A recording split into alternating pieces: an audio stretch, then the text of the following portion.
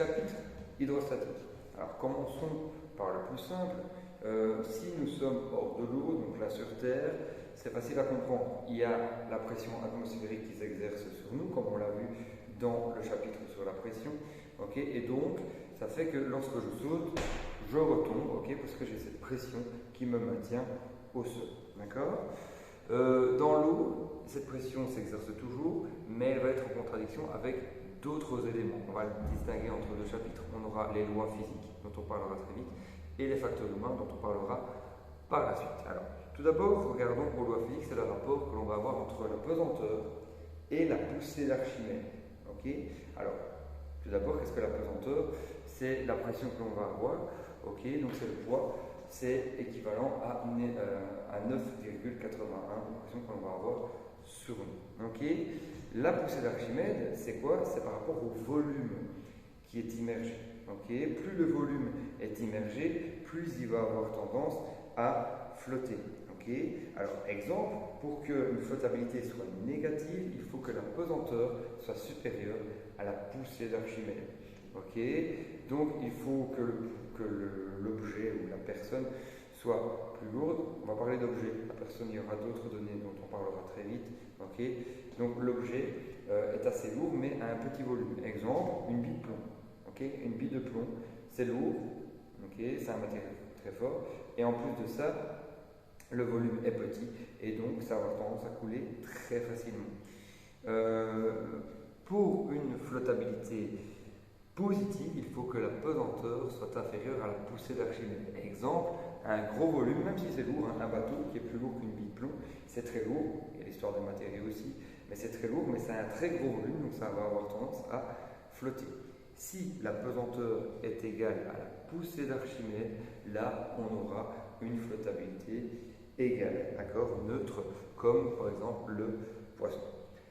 La flottabilité de l'être humain. Ici, on parlait beaucoup d'objets, donc c'est blanc ou c'est noir, hein, okay, en gros, même si les matériaux varient. Pour la flottabilité de l'être humain, pardon, on a un corps non homogène, c'est-à-dire qu'on est fait, entre autres, d'os, de muscles, de graisse, on parle des organes aussi, ainsi de suite. Okay. L'os et les muscles vont avoir tendance à nous faire couler, tandis que les graisses vont avoir tendance à nous faire flotter. Donc, ça dépend toujours d'une personne à l'autre, la flottabilité sera différente.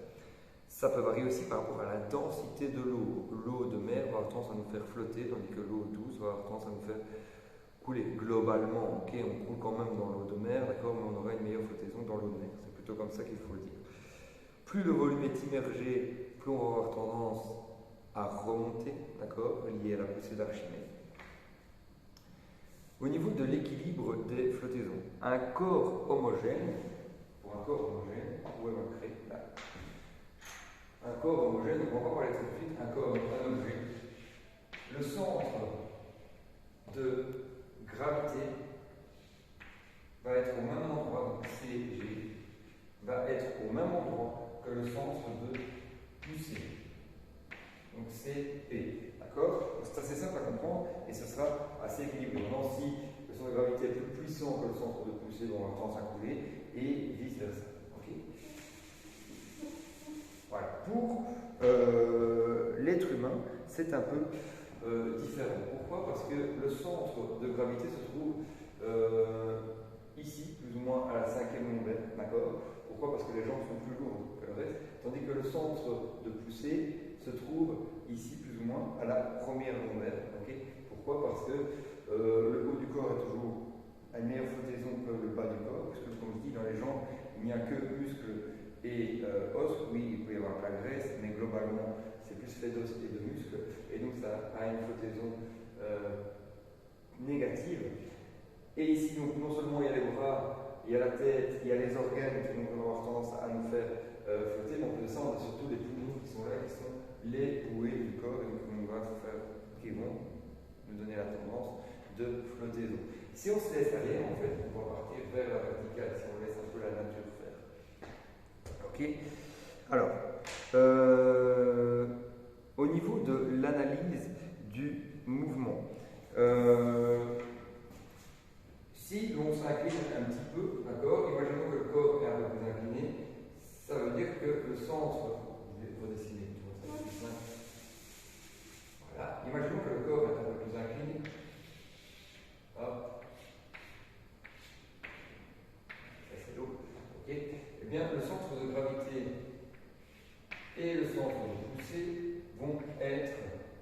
au même endroit.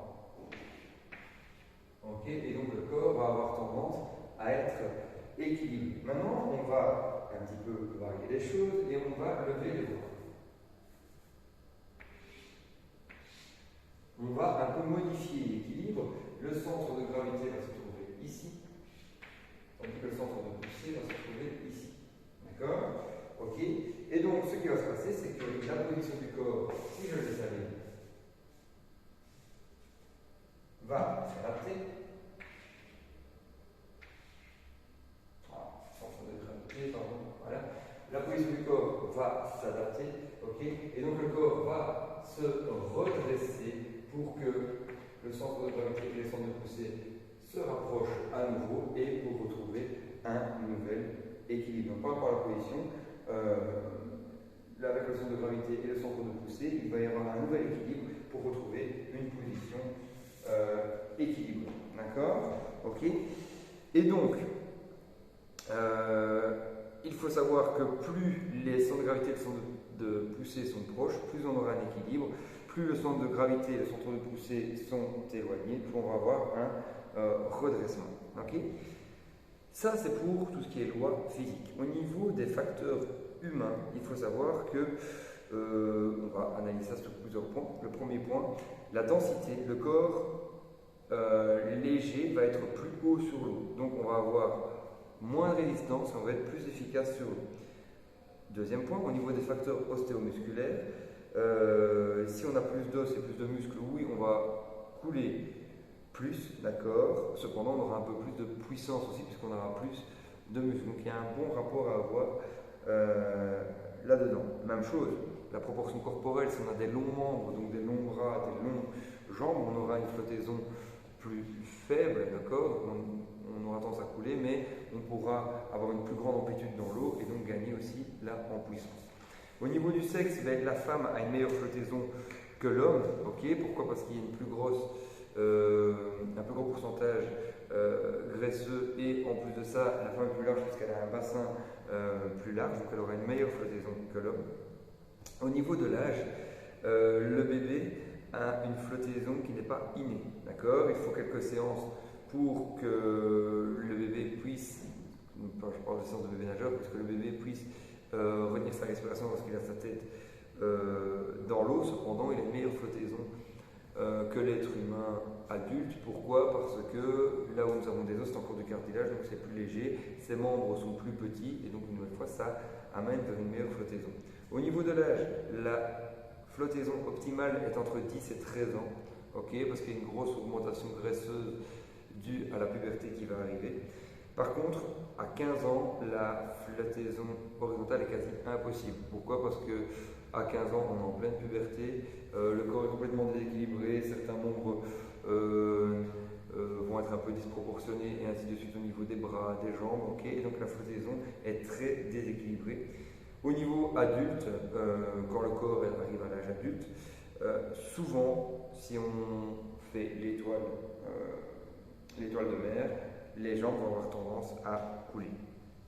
Au niveau ethnique, les Africains coulent plus, d'accord. Selon la théorie, il est dit que les membres sont plus grands, qu'il y a moins de graisse et que le volume pulmonaire est moindre. Je mets quand même des pincettes à ça, c'est la théorie qui le dit. Maintenant, on parle de volume pulmonaire moindre, alors que si l'on reste sur l'ethnie et que l'on voit sur les marathons, il y a quand même question à se poser au niveau du volume pulmonaire, si on dit que le volume est moindre, qu'on voit le résultat. Voilà, au niveau des facteurs psychologiques, on en parlera légèrement ici. Une personne stressée aura une moins bonne flottaison. Pourquoi? Parce qu'une personne stressée dans l'eau va tendance à se contracter partout et le muscle contracté est plus lourd que le muscle relâché et donc on aura une moins bonne flottaison.